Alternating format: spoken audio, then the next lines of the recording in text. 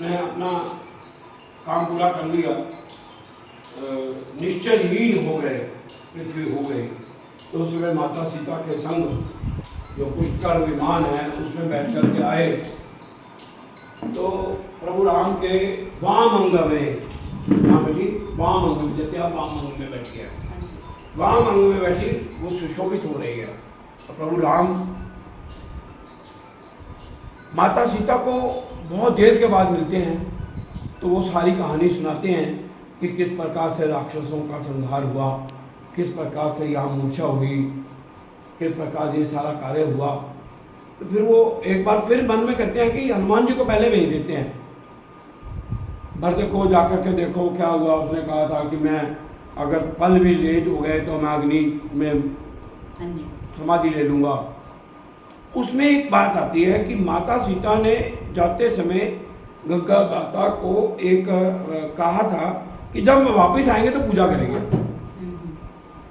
तो उसमें एक बहुत बढ़िया वृत्तांत आता है कि माता सीता पहले गंगा मैया के पूरी तरह समर्पण करती हैं, पूरी तरह समर्पण करती हैं। कहते हैं कि जब तक आपका समर्पण नहीं है ना, पूजा का भी लाभ नहीं है। माता सीता समर्पण करके पूजा करके फिर दंडवत प्रणाम करती हैं गंगा मैया को। इसलिए अगर राम की भी पूजा करनी है, राम नाम लिखना भी है, तो पहले क्या करना चाहिए, सबको ऐसे अपना बैठ करके करना राम राम राम राम राम श्री राम जय जय राम श्री राम जय राम श्री राम जय जय राम।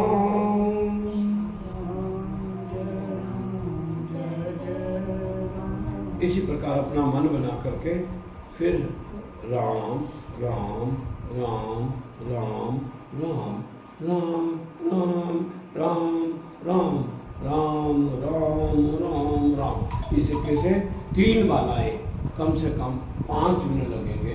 लाल पेन से लिखना, लाल शाही से लिखने से, पत्थरों के ऊपर राम राम लिखने से पत्थर तर गए, तो हम इंसान हैं, हम राम राम लिखने से हम भी तर जाएंगे।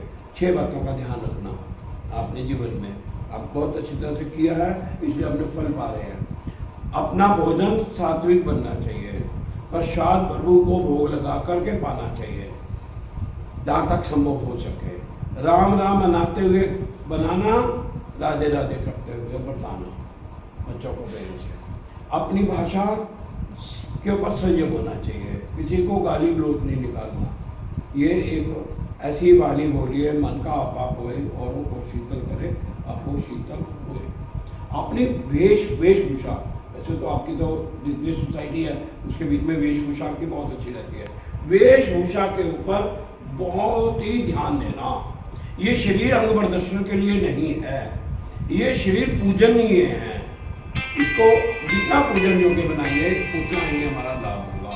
हमारा भवन हर समय राममयी रहना चाहिए। हमारे घर में मिलजुल करके भोजन होना चाहिए, मिलजुल करके भजन होना चाहिए, मिलजुल करके वार्तालाप होना चाहिए।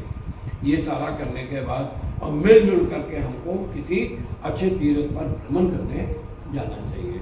जैसे हम यहाँ पर बैठे हैं, यहाँ पर जलियांवाला बाग जा सकते हैं, यहाँ पर दरबार साहब जा सकते हैं, दुर्गाना मंदिर जा सकते हैं, किसी तीर्थ पर हम इकट्ठे मिलजुल करके जाएंगे तो हमारा कार्य जो है संपन्न होगा। आपको बहुत बहुत बेटा शुभकामनाएँ। आपकी शादी होने वाली है, आप नए जीवन में जाने वाली हो, तो भगवान आपको, माता सीता आपके साथ अंग संग रहे, राधा रानी की आपका कृपा दृष्टि बनी रहे। और माता पार्वती जो कितनी घबरा गई थी माता जिसकी जब शिव बारात आई थी, लेकिन कहते हैं कि ये सब प्रभु की लीला है, और उस लीला के बीच में हमको ये जो रिश्ते होते हैं ये ऊपर से बन के आते हैं, हम तो केवल एक माध्यम है। ये जो मैंने बातें कही वो सब एक माध्यम है, जिसके साथ जो होना है वो होके रहना है। और प्रभु अपने भक्तों के अंग संग रहते हैं। जो शिव जी के भगत हैं उनको तो कुछ हो ही नहीं सकता वैसे ही। ओम नमः शिवाय का जाप करते रहो, शिव तो वैसे भोले वाले हैं, तो वो सबको अपना देते रहते हैं। मेरा आशीर्वाद है आपको और बेटे को भी, और शिगर इसकी भी सगाई हो और इसकी शादी हो, आपका जीवन सुख में हो, ऐसी परिवार प्रबोधन पंजाब प्रभु से प्रार्थना करता है और आप सबके साथ अंग संग रहे, ऐसी मेरी बेटी है। अपना जो आज माताएं हैं जो अपने ससुराल घर में हैं, वह भी तो कभी बहू बन करके इसी परिवार में आई थी और बहुत सारी उस समय उनको ध्यान में आया होगा कि कैसे जीवन व्यतीत करना है, कैसे नहीं जीवन व्यतीत करना है। और जब वो विदा हुई थी तो उस समय माताओं ने, जिनकी माता है मायके में, उसने बहुत कुछ सिखाया होगा, बहुत कुछ आशीर्वाद भी दिए होंगे। जैसे माता सीता को जब विदाईगी का समय आता है तो माता क्या कहती है, तुम सदा अपने पति की प्यारी हो, तुम्हारा सुहाग अचल हो, हमारी यही आशीष है। सास ससुर और गुरु की सेवा करना, पति का रुख देखकर उनकी आज्ञा का पालन करना, सियानी सखियां अत्यंत स्नेह के वश कोमलवाणी से स्त्रियों के धर्म माता सीता और उसकी बहनों को सिखाती हैं और बार बार ये आशीष देते हुए उनको हृदय से भी लगाती हैं। और आपने देखा है कि माता सीता भगवान राम की सेवा स्वयं करती है, स्वयं उसकी उनकी खाने पीने की और प्रत्येक जो इच्छा है उसकी पूर्ति के लिए माता सीता हमेशा ही तत्पर रहती है। केवल भगवान राम की नहीं, सभी सदस्यों का ध्यान रखती है। जैसे आपने सुना ही है, हनुमान जी भोजन करते हैं तो माता जी परोसिए, माता जी परोसिए, माता जी परोसिए। इसका मतलब क्या है, सीता माता स्वयं भोजन बनाती थी और सबकी इच्छा के अनुसार भोजन उनको मिलता था।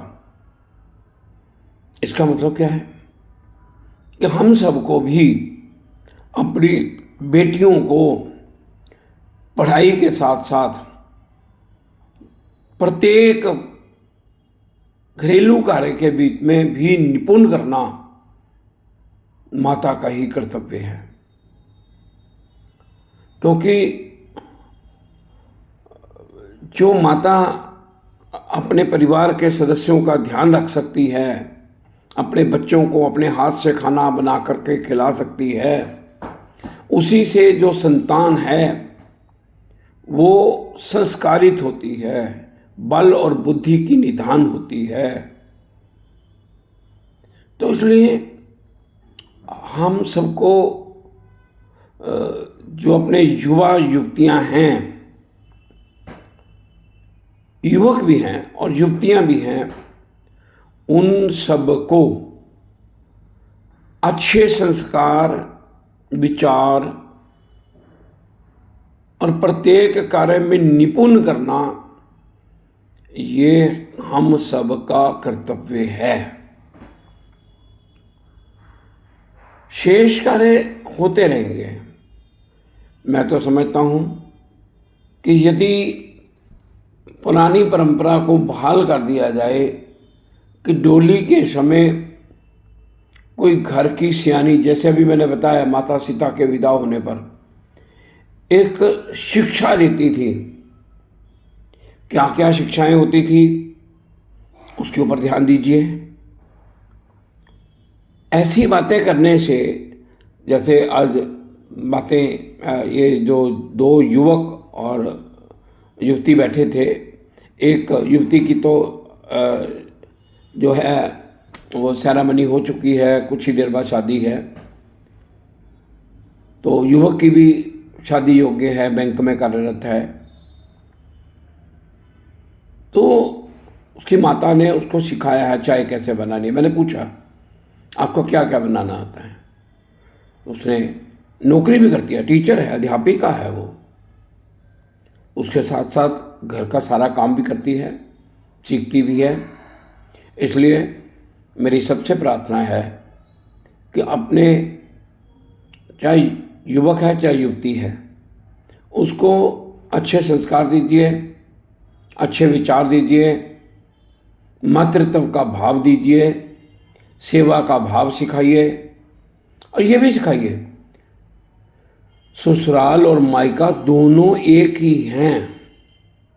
अगर लड़की अपने ससुराल में आती है तो लड़का भी अपने ससुराल में जाता है। ये ठीक है, कुछ समय के लिए ही लड़का जाता है लड़की को, तो लेकिन लड़की से ही लड़के वालों का वंश भी चलता है। इसलिए मुझे लगता है कि पति पत्नी के कर्तव्य क्या हैं, शादी के बाद कैसे रहना चाहिए, इन बातों का सभी को, जो घर के बड़ी माताएं हैं, दादी हैं, नानी हैं, अपनी अपनी बेटियों को सिखाना चाहिए।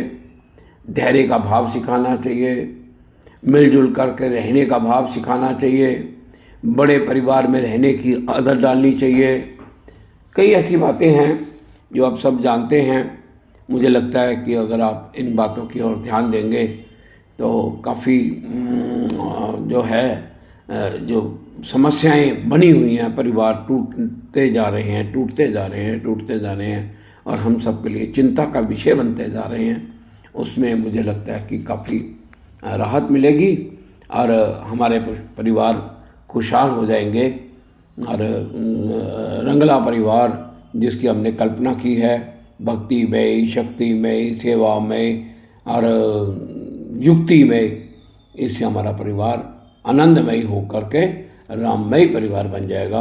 इतना ही मैं इनके साथ निवेदन किया है और आप सबको भी इस YouTube चैनल के माध्यम से आपको आपके सामने विषय रखा है। जय श्री राम, जय श्री राम, जय श्री।